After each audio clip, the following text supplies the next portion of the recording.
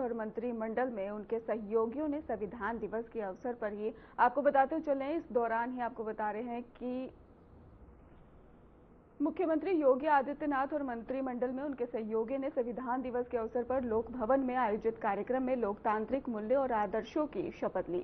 मुख्यमंत्री ने ही संविधान के उद्देशिका का शपथ पाठन कराया है और इससे पहले अतिथियों ने भारत मां और बाबा साहेब भीमराव अंबेडकर के चित्र पर ही पुष्पांजलि किया है। और इस दौरान ही सीएम योगी आदित्यनाथ ने कहा है कि 1946 में हुए संविधान सभा के चुनाव के उपरांत गठित ही संविधान सभा ने भारत के संविधान का निर्माण किया था।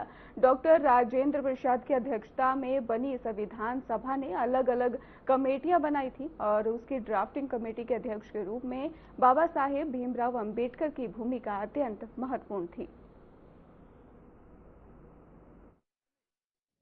ईमानदारी के साथ अपने उत्तरदायित्वों का निर्वहन कर रहा है।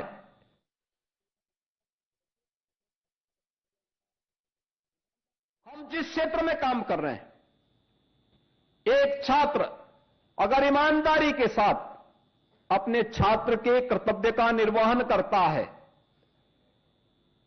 तो मान करके चलिए कि वो भारत के संविधान को सम्मान कर रहा है।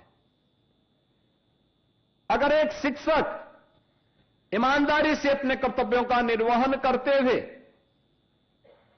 अपने उत्तरदायित्वों को पूर्ण कर रहा है, इसका मतलब वह भारत के संविधान का सम्मान कर रहा है। एक व्यापारी ईमानदारी के साथ अपने व्यापार कार्य को संपन्न कर रहा है तो ये मान करके चलिए कि वह भारत के संविधान को सम्मान दे रहा है। अगर एक शासकीय सेवा में कार्य करने वाला कोई कार्मिक ईमानदारी के साथ अपने उत्तरदायित्वों का निर्वहन कर रहा है तो यह मानकर के चलिए कि अपने नागरिक कर्तव्यों का ईमानदारी पूर्वक निर्वहन करते हुए भारत के संविधान के प्रति अपनी सच्ची निष्ठा का ईमानदारी पूर्वक निर्वहन भी कर रहा है। लेकिन अगर कोई व्यक्ति, चाहे वह किसी भी पद पर है, अगर वह ईमानदारी के साथ अपने उत्तरदायित्वों का निर्वहन नहीं कर रहा है तो इसका मतलब वह भारत के संविधान का अनादर कर रहा है। वह भारत के स्वाधीनता संग्राम सेनानियों का निरादर कर रहा है। अगर वह भारत की विरासत का अपमान करता है तो यह केवल विरासत का अपमान नहीं बल्कि यह भारत के स्वाधीनता संग्राम सेनानियों, उन हुतात्माओं, बलिदानियों का भी अपमान है जिन्होंने अपना सर्वस्व न्यौछावर देश की आजादी के लिए किया था। अगर वह एक यूनिफॉर्मधारी फोर्स का अपमान कर रहा है, उनके विरुद्ध टिप्पणी कर रहा है तो यह अपमान भारत के संविधान का भी अपमान है। यह भारत के स्वाधीनता संग्राम सेनानियों का भी अपमान है। यह भारत की व्यवस्था का भी अपमान है। भारत का संविधान, भारत के संविधान की वो मूल प्रति, उस संविधान की मूल प्रति को जिसे 26 नवंबर 1949 को बाबा साहब भीमराव अंबेडकर की नेतृत्व की ड्राफ्टिंग कमेटी ने संविधान सभा को सौंपा था, उस प्रति को अगर आप देखेंगे, और मैं तो मानता हूं कि हर भारतवासी के घर में वह प्रति होनी चाहिए और उसकी प्रस्तावना का वाचन हर परिवार में होना चाहिए। हो सकता है कि विस्तृत संविधान को हर व्यक्ति पढ़ ना पाए, उसके एक एक बंद और उपबंध के बारे में, धारा उपधारा के बारे में वह जानकारी न लेना चाहता हो, लेकिन हमें उसकी उस मूल प्रस्तावना के साथ साथ उसके भाव क्या हैं, आप देखेंगे भारत के मूल संविधान में पुष्पक विमान से अयोध्या के लिए भगवान श्री राम माता सीता के साथ आता हुआ चित्र भी उसमें लगा हुआ है। महाभारत के युद्ध में श्री कृष्ण के द्वारा गीता के उपदेश का भी चित्र उसमें स्थापित है। महात्मा बुद्ध से लेकर के सम्राट अशोक और उन महान महापुरुषों के चित्रों को उसके माध्यम से देने का, भारत की इस विरासत के प्रति गौरव की अनुभूति करने का अवसर भी दिया गया है। हम लोगों ने तय किया है, जैसे यहां पे संविधान दिवस के अवसर पर पिछले 1 वर्ष के अंदर अमृत महोत्सव वर्ष के अवसर पर, संविधान अंगीकार किए जाने के अमृत महोत्सव वर्ष पर हुई अलग अलग प्रतियोगिताओं में यहां पे कुछ छात्र छात्राओं को हमने मंच पे सम्मानित किया। ऐसे सरकार ने तय किया कि जो अच्छे सुझाव आए हैं उनकी हम 2 श्रेणियों में उसको हम ले रहे हैं, एक जनपद स्तर का और एक प्रदेश स्तर का। जनपद स्तर के हर जनपद में 3 और प्रदेश स्तर के जो 5 अच्छे सुझाव होंगे उन्हें हम इसी प्रकार के किसी समारोह में सम्मानित करने का कार्य करेंगे। यह हमारी राष्ट्र के प्रति, देश के प्रति अपनी सेवा होगी और इसकी शुरुआत सबसे छोटी इकाई से हमें प्रारंभ करना पड़ेगा। आत्मनिर्भर ग्राम पंचायत होगा, आत्मनिर्भर वार्ड होगा, तो आत्मनिर्भर जनपद भी हो जाएगा, आत्मनिर्भर प्रदेश भी हो जाएगा और आत्मनिर्भर भारत भी होगा। आत्मनिर्भर भारत होगा तो विकसित भारत की संकल्पना हमसे दूर नहीं हो सकती है कि दुनिया के अंदर सबसे बड़ा संविधान, भारत की अनेकता को एकता में जोड़ने वाला संविधान अगर किसी के पास है तो हम सब भारतवासियों को बाबा साहब भीमराव। कांग्रेस प्रदेश अध्यक्ष अजय राय ने वाराणसी में एक प्रेस वार्ता करते हुए कोडिन युक्त कफ सिरप की अवैध तस्करी को लेकर गंभीर आरोप लगाए हैं। उन्होंने कहा है कि राज्य में इस तस्करी में न केवल नशा माफिया बल्कि सत्ता पक्ष के लोग भी शामिल हैं। अजय राय ने पुलिस और ड्रग विभाग पर भी निशाना साधते हुए कहा है कि शुभम और उसके पिता के खिलाफ कार्रवाई करने की बजाय विभाग ने केवल लीपापोती की है। उन्होंने पूरे देश में अवैध कफ सिरप से नशे के प्रयोग होने की भी बात कही है और कांग्रेस प्रदेश अध्यक्ष ने भी वाराणसी में तैनात ड्रग और औषधि प्रशासन के अधिकारी नरेश मोहन पर भी गंभीर आरोप लगाते हुए कहा कि पूरे कफ सिरप तस्करी का ही मास्टरमाइंड बताया उन्होंने। और इसके साथ ही अजय राय ने सरकार से मांग की है कि नरेश मोहन को तत्काल बर्खास्त किया जाए और उनकी संपत्ति की भी जांच की जाए।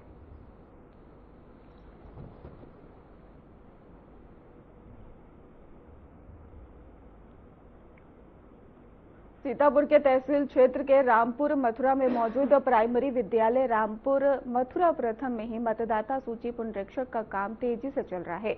आपको बता दें कि बीएलओ द्वारा ही एसआईआर के तहत मतदाताओं से फॉर्म भरवाए जा रहे हैं और इसी क्रम में ही ग्राम प्रधान ने ऑटो रिक्शा पर साउंड सिस्टम लगाकर पूरे गांव में प्रचार प्रसार किया और लोगों से भी अपील की है कि वे अपना फॉर्म भरकर संबंधित बीएलओ के पास जमा करें। ग्राम प्रधान ने चेतावनी दी है कि जिन लोगों को इस प्रक्रिया की जानकारी नहीं है वे समय रहते अपने बीएलओ प्रधान या सचिव से संपर्क करें, नहीं तो वे आगामी मतदान से वंचित रह सकते हैं।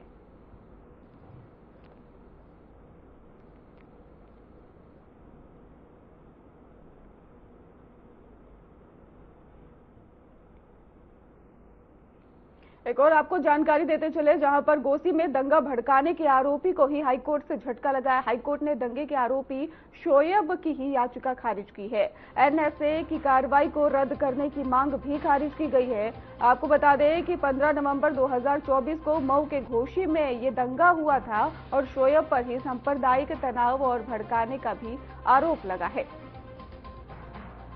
तो गोशी में दंगा भड़काने के आरोपी को हाईकोर्ट से झटका लगा है। हाईकोर्ट ने दंगे को लेकर अब बड़ा एक्शन लेने के मूड में नजर आ रही है और 15 नवंबर 2024 को मऊ में घोसी में यह आतंक बताया जा रहा है कि दंगा हुआ था। गोशी में दंगा भड़काने के आरोपी को हाईकोर्ट से झटका। अब खबर जालौन से है, जहां संविधान दिवस के अवसर पर उरई के छात्र छात्राओं ने जिला और सत्र न्यायालय उरई का ही शैक्षणिक भ्रमण किया है। इस दौरान ही विद्यार्थियों ने अदालत की कार्यप्रणाली, न्यायाधीशों और अधिवक्ताओं की ही भूमिका को करीब से समझा है। न्यायालय परिसर में पहुंचे छात्रों का ही स्वागत अधिवक्ताओं ने किया है और इसके साथ ही कई न्यायिक प्रक्रिया की भी जानकारी दी है। छात्रों को सबसे पहले अदालत में चल रही कार्यवाही दिखाई गई, जहां उन्होंने देखा कि न्यायाधीश किस प्रकार से मामले की सुनवाई करते हैं और अधिवक्ता किस तरह से ही तथ्यों और साक्ष्यों के आधार पर पक्ष रखते हैं। मौके पर मौजूद वकीलों ने छात्रों को भारतीय न्याय व्यवस्था, अभियोजना और इसके साथ ही प्रक्रिया को लेकर कई कानूनों की बुनियादी जानकारी से भी अवगत कराया है।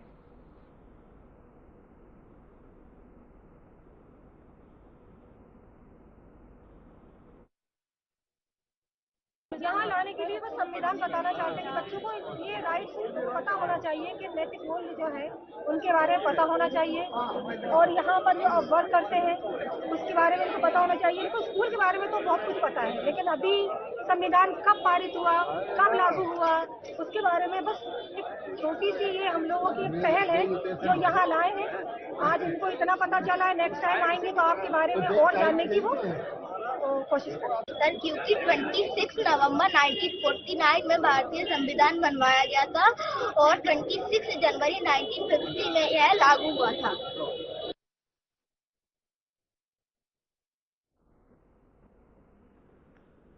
तो संविधान दिवस पर विशेष कार्यक्रम का आयोजन किया गया, जहां पर भारी संख्या में छात्र पहुंचे और इसके साथ ही आपको बता दें कि अधिवक्ताओं की भूमिका को भी समझा गया है, जहां पर बच्चों को संविधान के बारे में जानकारी दी गई है। अदालत की कार्यप्रणाली को भी उन्होंने देखा है। इसके साथ ही वो खुशी भी नजर आए हैं इस दौरान ही, और इसके साथ ही उन्होंने जानकारी दी कि संविधान के बारे में, और संविधान दिवस पर विशेष कार्यक्रम में आकर वो काफी ज्यादा उत्साहपूर्वक महसूस कर रहे थे, ऐसा भी बच्चों का कहना है।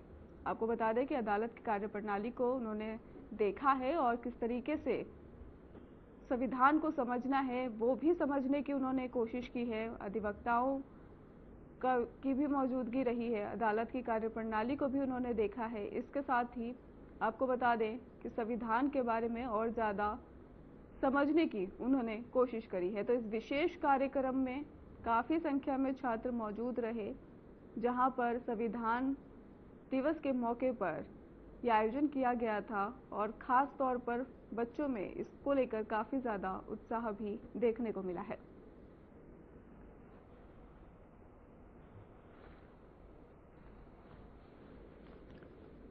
तो अधिवक्ताओं की भूमिका को समझा गया है, और इसके साथ ही आपको बता दें कि संविधान दिवस पर विशेष कार्यक्रम का आयोजन किया गया, जहां पर काफी संख्या में छात्र पहुंचे हुए थे, और संविधान को लेकर जो समझने का उत्साह होता है वो बच्चों में खास तौर पर देखने को मिला है।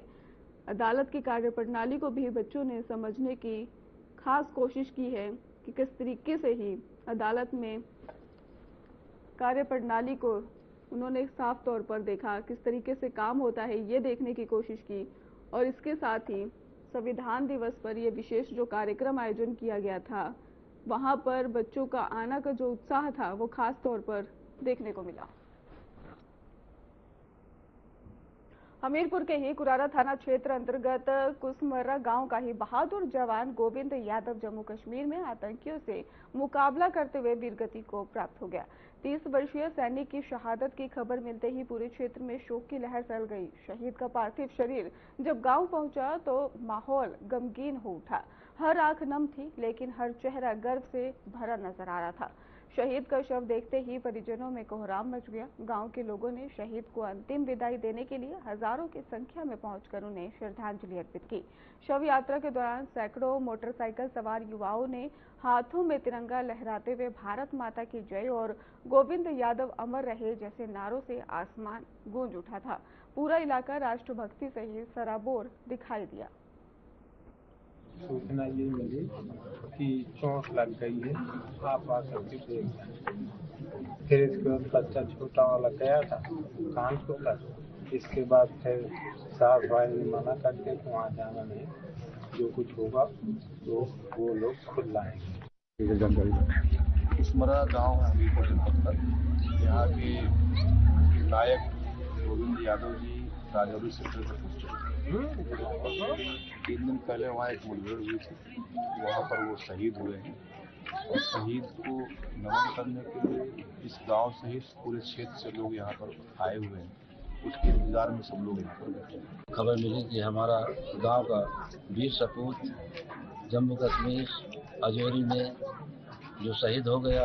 आज हमारे पूरा क्षेत्रवासी, पूरा जिला, पूरा गांव शोक की लहर पर डूबा हुआ है, और हमें गर्व भी है कि हमारा सपूत देश की रक्षा के लिए बलिदान दे दिया है, तो हमारा गर्व भी है और दुख भी है, दोनों हमें साथ साथ बहुत प्रतीत हो रहा है। कौशाम्बी में पुलिस अधीक्षक राजेश कुमार ने पुलिस कार्यालय में जन सुनवाई आयोजित कर आमजन की समस्याओं को सुना। जन सुनवाई के दौरान ही बड़ी संख्या में पहुंचे फरियादियों ने अपने अपने शिकायती प्रार्थना पत्र दिए, जिन्हें पुलिस अधीक्षक ने गंभीरता से सुनते हुए तत्काल आवश्यक निर्देश भी दिए हैं। इस मौके पर एसपी ने स्पष्ट रूप से कहा है कि हर शिकायत का समाधान समयबद्ध, पारदर्शी और गुणवत्तापूर्ण होना चाहिए। उन्होंने संबंधित प्रभारियों को निर्देशित किया कि किसी भी मामले में कोताही न बरती जाए और हर पीड़ित को न्याय दिलाने के लिए त्वरित कार्रवाई सुनिश्चित की जाए।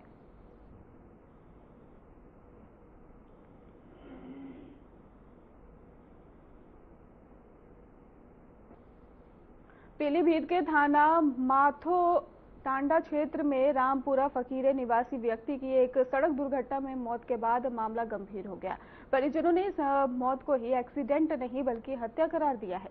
घटना कोतवाली क्षेत्र के ही प्रसादपुर गौशाला के पास की बताई जा रही है, जहां व्यक्ति अपनी स्कूटी से जा रहा था, तभी एक तेज रफ्तार वाहन ने जोरदार टक्कर मार दी, जिससे उसकी मौके पर ही मौत हो गई। परिजनों का आरोप है कि पूरनपुर की ही बीजेपी ब्लॉक प्रमुख के पति ने अपने साथियों के साथ मिलकर जानबूझकर हत्या की है। परिजनों का यह भी कहना है कि जब पहली टक्कर से मौत नहीं हुई तो वाहन को बार बार ऊपर चढ़ाया गया, जिसके बाद उनकी मौके पर ही मौत हो गई।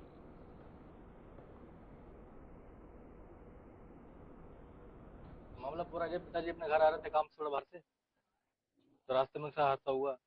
गाड़ी उनकी ज्यादा स्पीड में थी, पीछे हम भी थे, तो गाड़ी ने टक्कर मार के फिर दोबारा दबाया गया उनके लिए। कौन है किसकी गाड़ी? जिसने गाड़ी से दबाया वो है ब्लॉक प्रमुख का पति है निर्विकार सिंह उर्फ क्या नाम उसका, अपूर्व सिंह।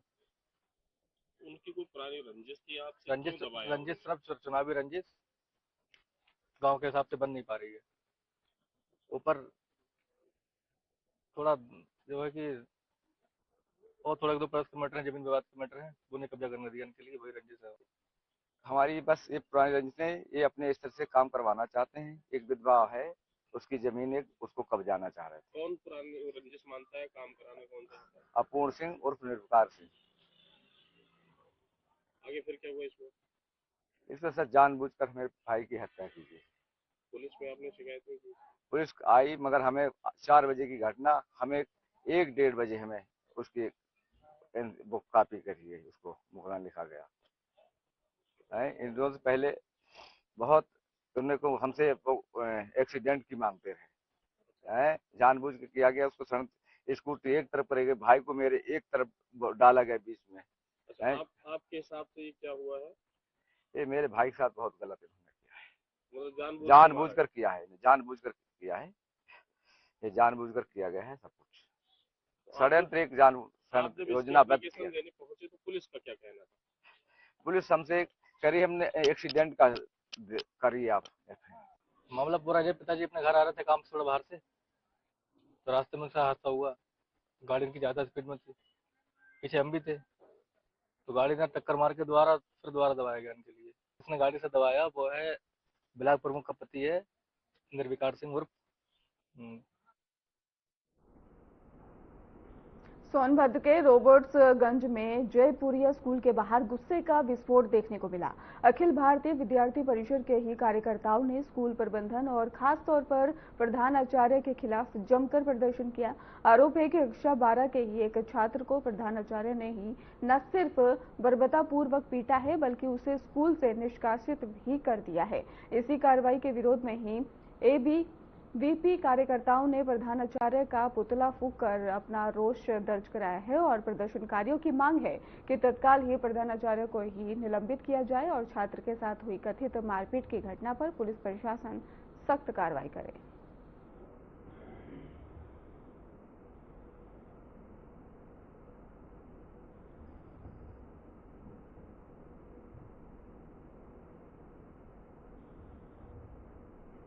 बलिया जिले के सुखपुरा थाना क्षेत्र में पुलिस ने दुष्कर्म के आरोपी राजू तुरहा को ही गिरफ्तार किया है। पुलिस ने बताया है कि आरोपी के बाएं पैर में ही गोली लगी है, जिसके ये भी जानकारी सामने आई कि कब्जे से ही तमंचा और कारतूस भी बरामद किया गया है।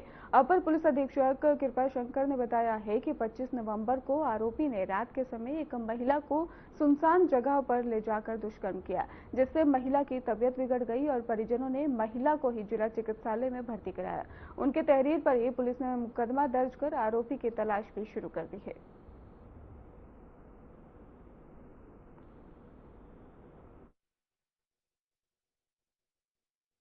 जनपद बलिया में पुलिस अधीक्षक महोदय द्वारा चलाए जा रहे अपराधियों के विरुद्ध अभियान के क्रम में थाना सुखपुरा पुलिस के द्वारा चेकिंग की जा रही थी। इस सुखपुरा पुलिस के जरिए मुखबिर सूचना मिली कि एक आरोपी ग्राम नगरी में पंचायत भवन के पास हो सकता है। सुखपुरा पुलिस के द्वारा तत्काल टीम के साथ में घेराबंदी की गई और जब अभियुक्त को ललकारा गया तब उसके द्वारा पुलिस टीम पर फायर कर दिया गया। पुलिस टीम के द्वारा आत्मरक्षार्थ में जब अभी फायर किया गया तो उसके बाएं पैर में गोली लगी। पुलिस के द्वारा जब पूछताछ की गई तो उसने अपना नाम राजू तुरहा बताया, जो मिड्ढा का रहने वाला है, और जब आगे जांच पड़ताल की गई तो वो स्थानीय थाने से रेप के अपराध का आरोपी है। और उसके पास से जब तलाशी ली गई तो एक तमंचा, एक खोखा कारतूस और एक जिंदा कारतूस बरामद हुआ। उसको तत्काल अस्पताल भिजवाया गया, जहां उसकी स्थिति खतरे से बाहर है और प्रकरण में विधिक कार्रवाई प्रचलित है। लखीमपुर खीरी जिले के ही ढखेरवा गिरजापुर हाईवे पर देर रात को एक तेज रफ्तार ऑल्टो कार शारदा नगर में गिर गई, जिसमें 5 लोगों की मौत हो गई और एक व्यक्ति घायल हो गया है। फिलहाल पुलिस मामले की जांच में जुटी हुई है।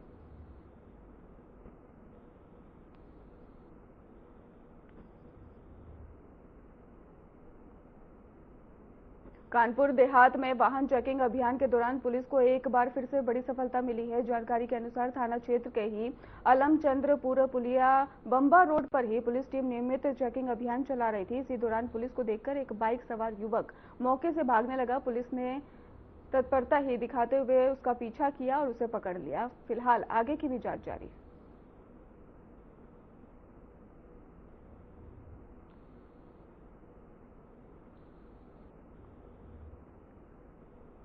खबर अलीगढ़ से है, जहां थाना बन्ना देवी क्षेत्र के ही आर्य हॉस्पिटल में इलाज के दौरान एक बच्चे की मौत हो गई। मृतक के परिजनों ने अस्पताल पर लापरवाही का आरोप लगाते हुए संचालन और डॉक्टर के खिलाफ लिखित शिकायत दर्ज की है। हॉस्पिटल संचालक ने बताया कि इलाज में कोई चूक नहीं हुई है। बच्चे को अन्य निजी अस्पताल रेफर कर दिया गया था, जिसके बाद बच्चे की मौत हो गई।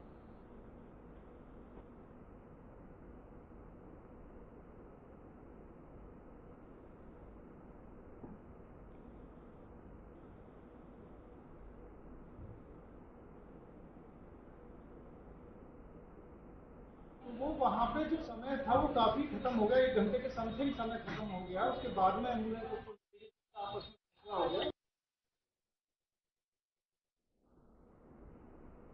खबर गाजीपुर से है, जहां दर्दनाक हादसे में एक बाइक सवार की मौत हो गई। तेज रफ्तार टैंकर ने बाइक सवार युवक को कुचल दिया है। बाइक सवार युवक ने मौके पर ही दम तोड़ दिया। हादसा जंगीपुर थाना क्षेत्र के ही नसीरपुर गांव का बताया जा रहा है।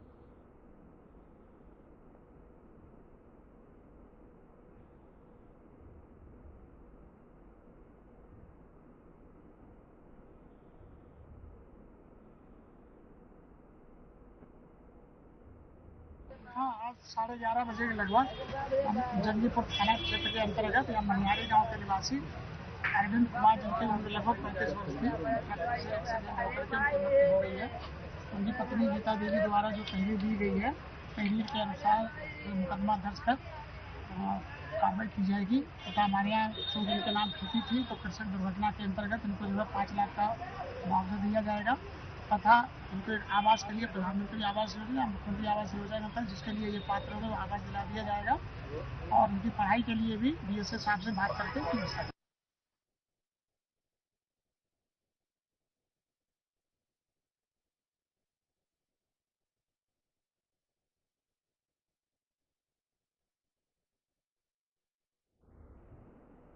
फिलहाल खास बुलेटिन में बस इतना ही। आगे की खबरों के लिए आप देखते रहिए हमारे चैनल।